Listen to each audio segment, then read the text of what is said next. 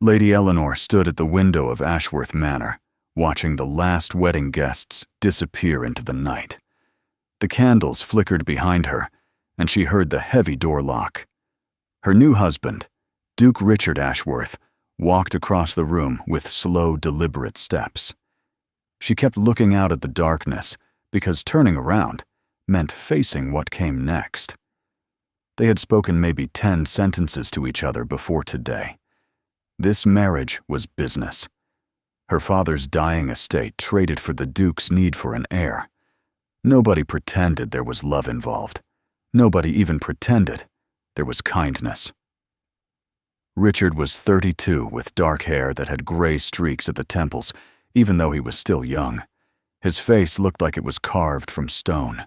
His eyes were cold, like winter frost. People said he never smiled. And people said he ran his estate like a military camp. People said his first priority was always duty, and nothing else mattered. Eleanor was only 20. She had 3 younger sisters who needed dowries. She had a mother who was sick with worry about money. This marriage would save all of them. That was why she was here. That was the only reason she was here. She heard him pour brandy into a glass. The silence felt so heavy she could barely breathe. "You understand your duties," Richard said. His voice was flat, like he was discussing stable management. Eleanor finally turned to face him. She lifted her chin even though her hands were shaking. "I do, your grace." He looked at her, the way someone looks at a horse they just purchased, checking to make sure the investment was sound. She was pretty enough with auburn hair and green eyes, but that did not matter to him. She was here to give him children. That was her purpose. That was everything. He walked toward her, and Eleanor forced herself to stand still. She thought about her sisters. She thought about her mother. She thought about anything except the stranger standing in front of her. "I expect this will be unpleasant for you," Richard said. Something flickered in his voice, but she could not identify it. "But it is necessary."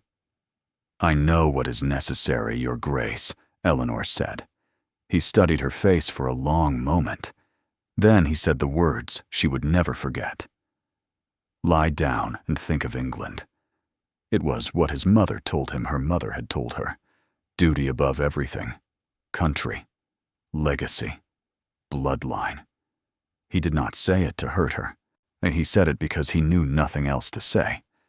Because this was how things were done. Because feeling anything would complicate what needed to be simple. That night passed. Eleanor did think of England. She thought of her sisters safe in their beds because of what she endured. She thought of her mother, who could finally sleep without fear. She thought of duty and sacrifice and the price women paid for their families to survive. Richard was not cruel. He was efficient. When it was over, he left her room without a word. Eleanor lay in the darkness and felt something inside her go cold and hard, like water turning to ice. The next morning, she woke in a bedroom that felt like a prison. The furniture was expensive but impersonal. The windows looked out over grounds she did not know. Everything smelled unfamiliar. Everything felt wrong. A maid brought her breakfast and helped her dress. The girl would not meet her eyes. "What is the household routine?" Eleanor asked. "His Grace rises at dawn, my lady. He works in his study until noon. He rides the estate in the afternoon. He dines at 7. He retires to the library after dinner." "And the Duchess? What does she do?" The maid looked confused. "The last Duchess died 10 years ago, my lady, before my time here." Eleanor understood. There was no role waiting for her, no purpose except the one from last night. She was here to produce an heir, and otherwise stay out of the way. She went downstairs and found the house running like clockwork without any need for her involvement. The housekeeper, Mrs. Winters, had everything organized. The staff moved through their duties with precision. Nobody seemed to notice Eleanor existed. At 7, she went to the dining room. Richard was already seated at the head of a table so long she could barely see him at the other end. "Good evening, Your Grace," she said. "Lady Eleanor." He did not look up from cutting his meat. "I trust you slept well."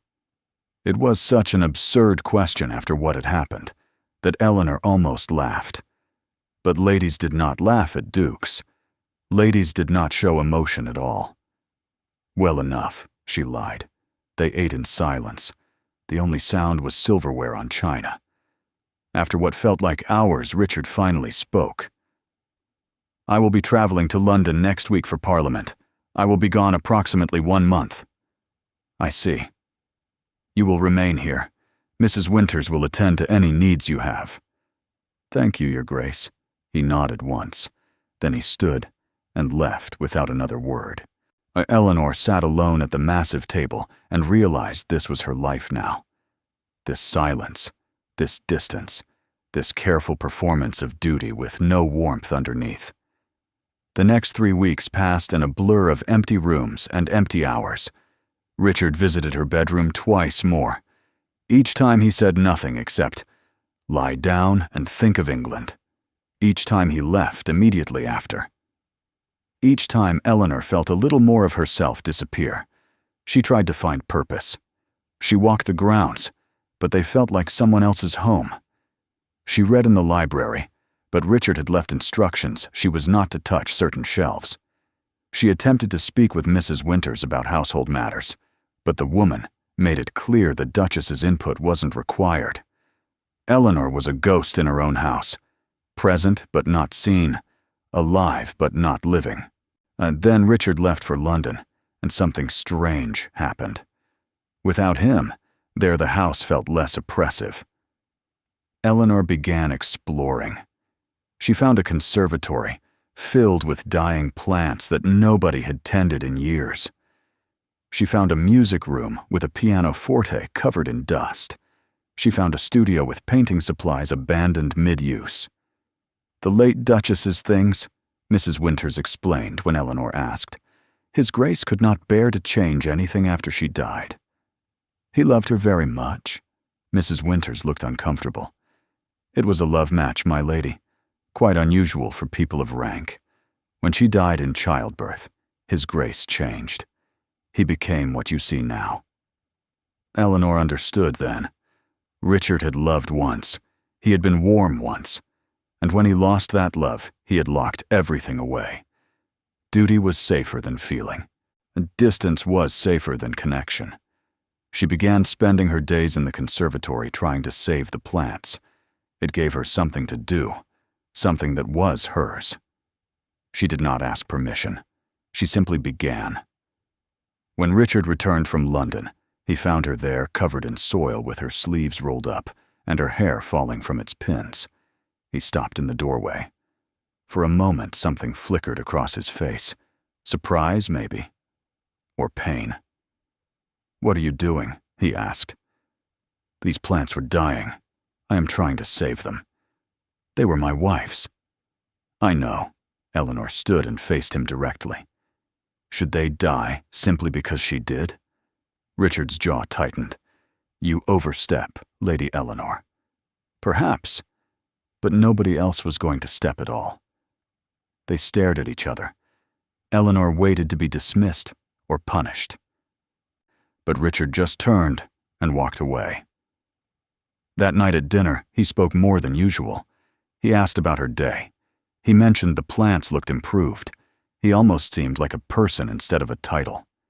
Eleanor felt the smallest crack in the ice around her heart. Winter came early that year. Snow fell in heavy sheets, turning Ashworth Manor into an isolated fortress, cut off from the outside world. The roads became impassable. No carriages could get through. No guests could visit. Eleanor and Richard were trapped together with only the household staff for company. Richard began spending more time in the conservatory. He would stand in the doorway watching Eleanor work with the plants. At first he said nothing. Then one day he stepped inside. "My wife planted that orchid," he said, pointing to a delicate purple bloom. She brought it back from her family estate."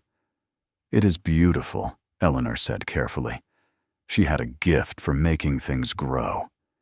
His voice carried a sadness so deep it made Eleanor's chest ache. "I have only a gift for watching things die." Eleanor set down her gardening shears. "That is not true, Your Grace. The estate runs perfectly. The tenants speak well of you. You have kept everything alive. Everything except what mattered." The confession hung between them. Richard looked shocked he had said it out loud. He turned to leave, but Eleanor spoke before he could. "You cannot bring her back by punishing yourself." He froze. "You know nothing about it.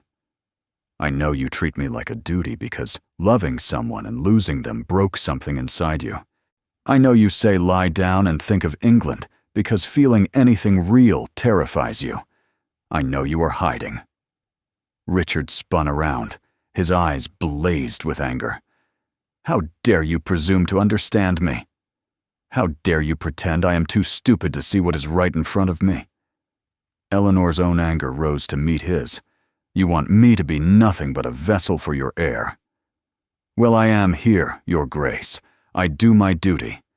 But do not insult me by pretending your coldness is anything but cowardice." The words seemed to strike him physically. His face went white. For a long moment, Eleanor thought he would rage at her. Instead, he sank onto the stone bench and put his head in his hands. "You are right," he said quietly. "God help me. You are right." Eleanor had not expected surrender. She stood uncertain what to do now. "I loved Catherine more than breath itself," Richard continued. "When she died, I wanted to die too. The only thing that kept me alive was duty. So I made duty everything. I locked away every feeling. I told myself it was strength. But you are correct. It is cowardice." He looked up at her, and Eleanor saw tears in his eyes. "When they brought you to me, I saw another Catherine. Another woman I could fail. Another heart I could break. So I decided to keep you at a distance. To never let you become real to me. To treat you as England instead of Eleanor." "That is still failing me," Eleanor said softly. "Just in a different way." "I know." He stood and walked to the window, where snow pressed against the glass. "I do not know how to be anything else anymore. The man who could love died with her." Eleanor moved to stand beside him. Or perhaps he is simply buried under ice, waiting for spring. Richard looked at her, really looked at her for the first time since their wedding night. "You deserve better than a man made of ice. Perhaps. But you are what I have. And I think underneath the ice there might be something worth finding." He reached out slowly and touched her cheek. His fingers were cold but gentle. "I do not know if I can change." "Then do not change for me. Change for yourself. Because living half frozen is not really living at all." Something shifted in Richard's expression. He pulled his hand back and nodded once. Then he left the conservatory without another word. But that night at dinner, he asked Eleanor about her family. He listened when she spoke about her sisters. He told her a story about his childhood. It was small. It was careful. But it was something. The next day, a blizzard trapped them inside completely. The snow piled so high against the windows that whole rooms went dark. The staff worked to keep fires burning in the essential areas. The rest of the house grew bitter cold. Eleanor woke to find her bedroom fireplace had gone out in the night. She was shivering so hard she could barely stand. When she tried to walk, her legs gave out.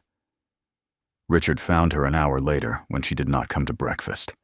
He burst through the door, took one look at her blue lips, and scooped her into his arms. "Foolish woman, why did you not call for help?" he said, carrying her toward his own chambers. "I did not want to be a burden," Eleanor managed through chattering teeth. "A burden?" He sounded furious. "You are my wife. No, you are never a burden." He laid her in his own bed and piled blankets on top of her. Then he climbed in beside her and pulled her against his chest. "Richard." "What are you doing?" Eleanor gasped. Body heat. It is the fastest way to warm you.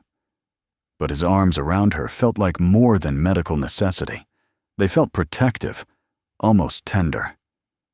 Eleanor let herself relax against him. His heart beat steady and strong under her ear. Slowly warmth returned to her limbs, but neither of them moved apart. I was terrified, Richard said into her hair. When I found you so cold and still, I thought I had lost another wife to my negligence. You did not know the fire went out. I should have checked. I should have made sure you were safe. That is my duty. Your duty. Eleanor tilted her head to look up at him. Is that all I am?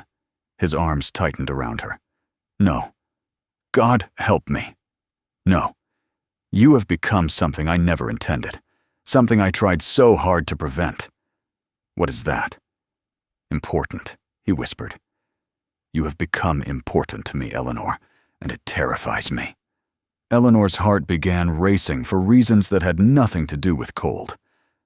Why does it terrify you? Because important things can be lost. Important things can die. Important things can break your heart so completely you never recover. She reached up and touched his face. They can also make you feel alive again. Richard caught her hand and pressed it against his cheek.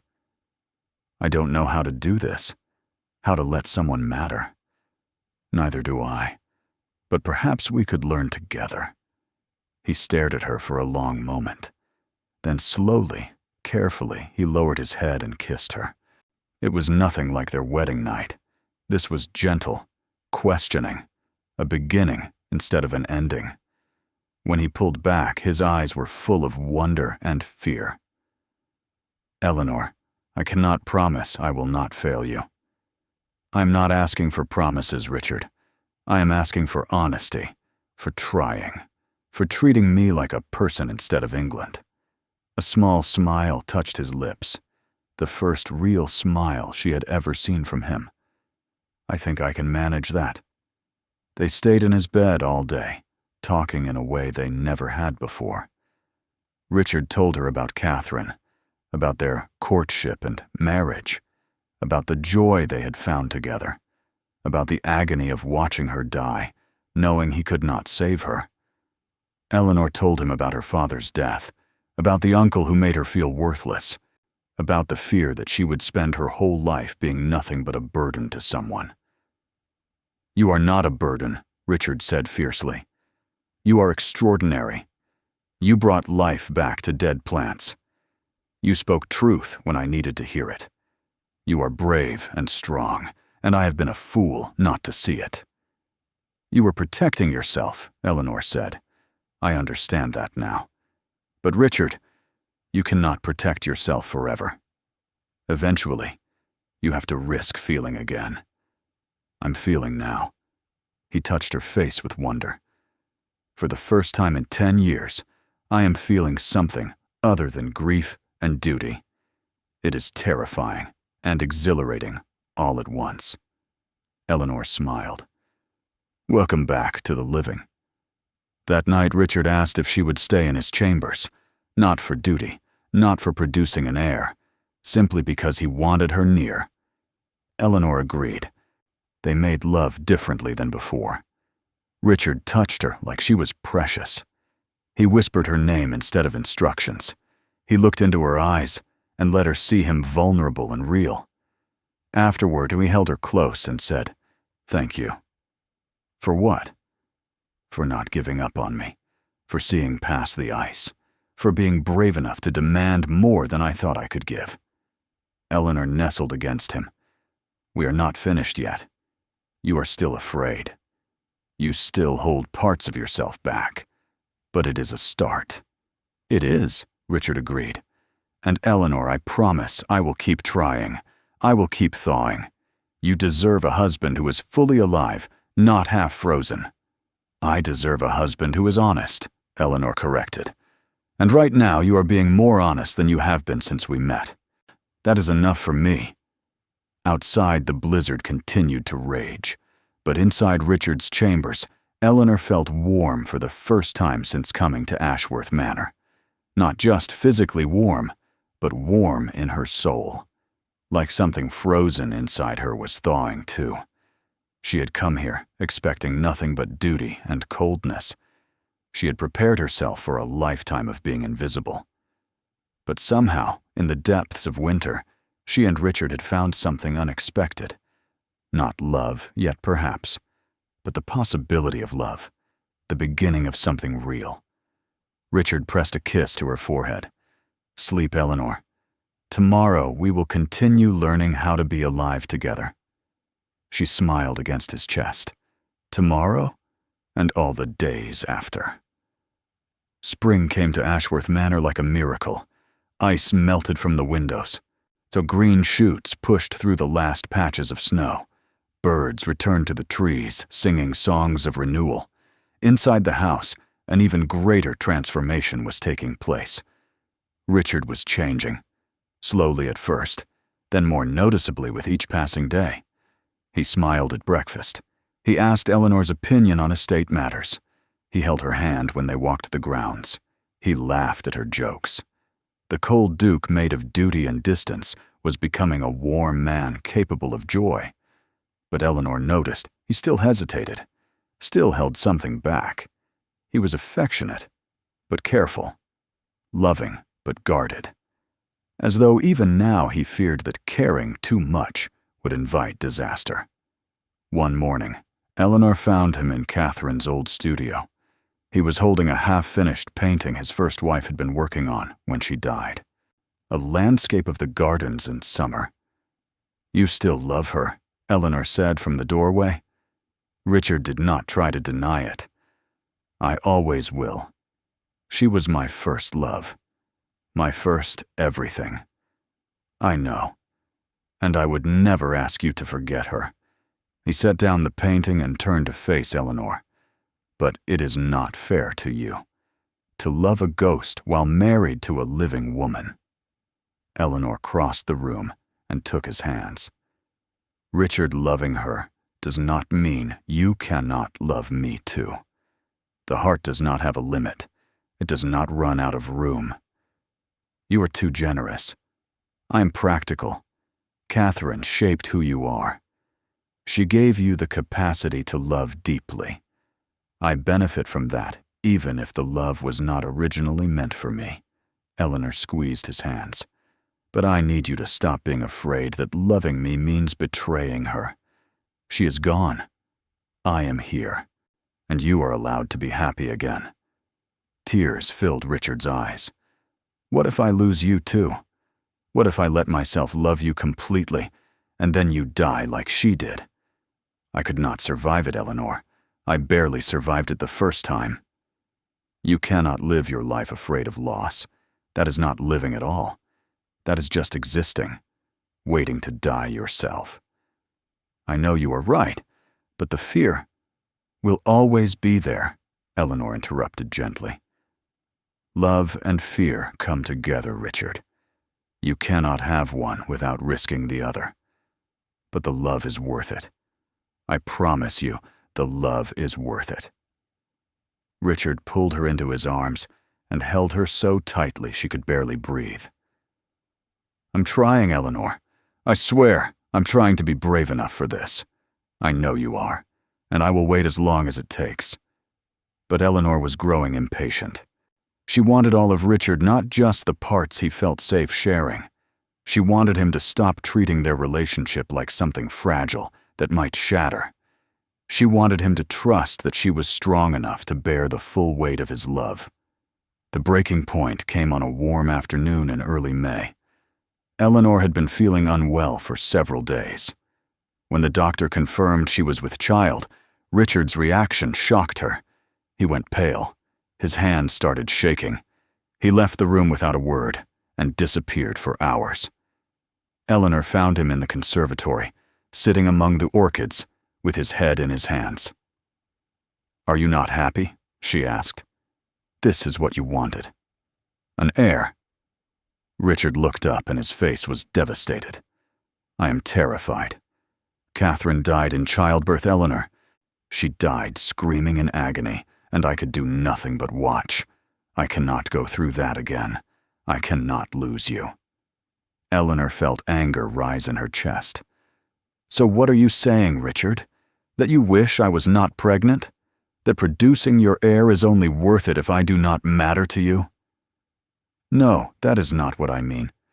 "Then what do you mean?" Eleanor's voice rose.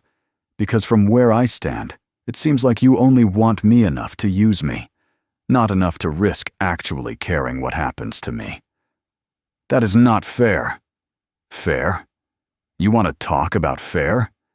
Eleanor was shaking with fury now. "I have spent months watching you hold yourself back, watching you love me halfway, watching you treat me like I might disappear at any moment.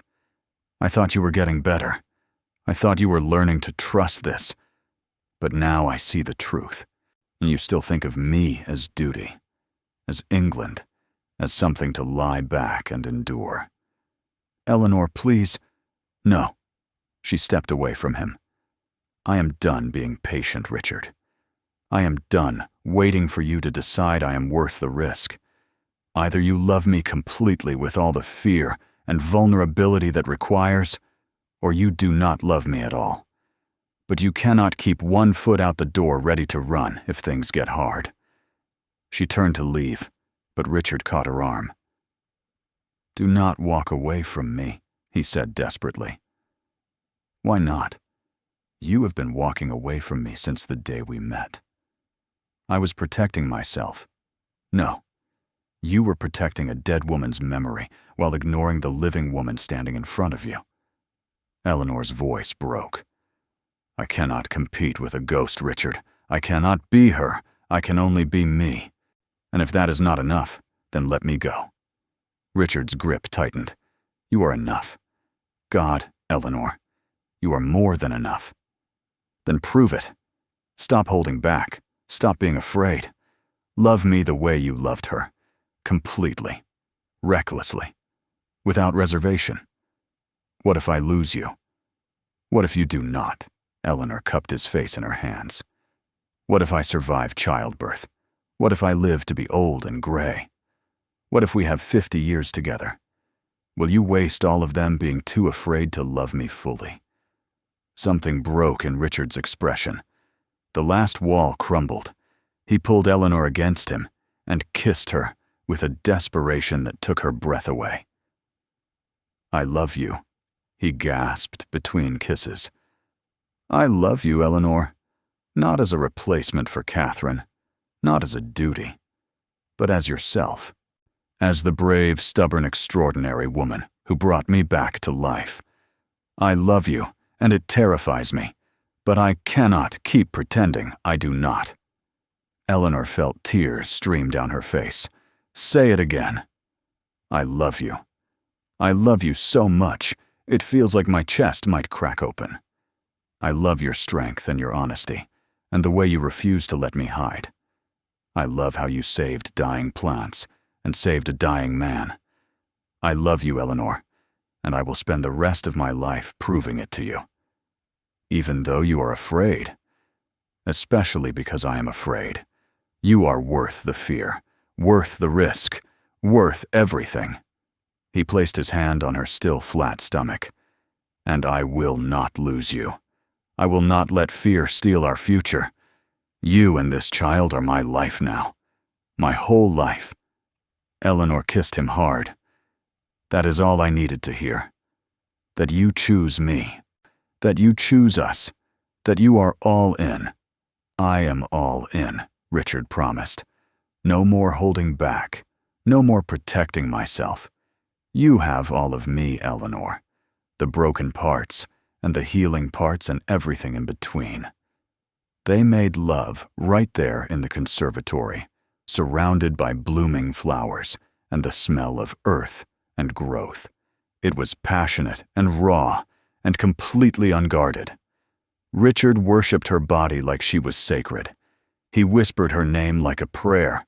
He loved her with an intensity that made her understand this was real. Finally, completely real. Afterward, they lay tangled together on the stone bench, not caring who might find them. I'm still afraid, Richard admitted quietly. I know. But you are here anyway. That is what bravery is. He kissed her temple. When did you become so wise? When I married a man too stubborn to see what was right in front of him, Richard laughed. A real deep, joyful laugh that Eleanor had never heard before. I was an idiot. You were traumatized. There is a difference. I wasted so much time. Then let us not waste any more. Eleanor sat up and looked at him seriously. I need you to promise me something, Richard. Promise that no matter what happens during the birth, you will not blame yourself. Promise you will not retreat back into ice and duty. Promise you will stay alive and present, no matter how afraid you are. Richard sat up too and took her hands. I promise. If the worst happens, I will grieve, but I will not disappear. I will honor you by living fully just as you have taught me to do. Good, because I plan to survive. I plan to give you a whole house full of children and grow old, arguing with you about the garden. But I need to know you will be there with me, really there. I will be there, in sickness and health, in fear and in joy. I will be there, Eleanor. You have my word. The months of Eleanor's pregnancy were the happiest of Richard's life. He barely let her out of his sight. He fussed over her constantly. He read every medical text he could find about childbirth. He drove the doctor mad with questions. Eleanor endured his worrying with patience and occasional exasperation. Richard, I'm not made of glass, she said, when he tried to stop her from walking in the garden. I know, but nothing. Women have babies every day. I will be fine. You cannot know that. Eleanor pulled him down to kiss her. No, I cannot. But I choose to have faith instead of fear. And I need you to do the same. It was not easy for him. Every time Eleanor felt the slightest discomfort, Richard panicked. But he was trying. He was staying present. He was choosing love over fear, even when fear felt overwhelming. When Eleanor's time came, Richard did not leave her side. He held her hand through hours of labor. He whispered encouragement when she screamed. He prayed to a God he had stopped believing in after Catherine's death. And when their daughter was finally born, healthy and squalling, Richard wept. He wept with relief and joy and gratitude. He held Eleanor's exhausted, sweat-soaked body and thanked her over and over. You did it, he kept saying. You survived. You are here. You are alive. I told you I would be, Eleanor said weakly. Richard laughed through his tears. Now you are the strongest person I have ever known. They named their daughter Catherine Eleanor, a bridge between past and future, a symbol of healing. As Richard held his wife and daughter, he finally understood what Eleanor had been trying to teach him. Love was not about control or protection or keeping people safe from all harm. Love was about showing up, about being brave, about staying present even when you were terrified. He had spent years thinking duty was the highest virtue. But Eleanor showed him that love was braver than duty, that choosing someone every day despite the risk of loss was the truest form of courage. Thank you, he whispered to Eleanor as she nursed their daughter. For what? For refusing to let me hide, for demanding I love you completely, for saving my life. Eleanor smiled. You saved mine too, Richard. You gave me a home where I matter, where I am seen, where I am loved for myself, not for what I can provide. You will always matter, Eleanor. You and Catherine are my everything. Not England, she teased. Richard grinned. England can manage without us. Years later, when their children asked how they fell in love, Richard and Eleanor would tell them the truth, that it started with coldness and duty, that it nearly failed before it began, but that somehow, in the depths of winter, two frozen people found warmth in each other. "Your father told me to lie down and think of England," Eleanor would say. "And by spring, I was begging her to stay," Richard would finish. "Because she taught me that love is worth the fear, that living is worth the risk.